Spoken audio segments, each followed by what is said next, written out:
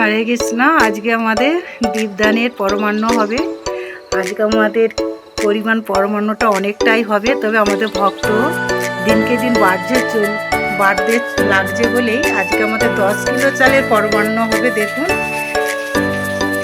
আর এখানে 5 কিলো দুধ, 5 কিলো চিনি, 5 কিলো মিজরি, 1 কিলো ঘি, আর এখানে 10 কেজি চালের প্যাকেট।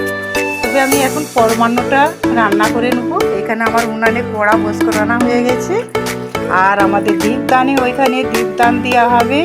আজকেও আমাদের নেপাল বাবু আসছে নেপাল থেকে। তবে আপনারা এই ভিডিওটা দেখতে থাকবেন। আমি এখন পরমান্নটা রান্না করে নিই, তারপরে আবার আমি লাস্টে আবার দেখাচ্ছি কতখানি পরমান্ন হবে।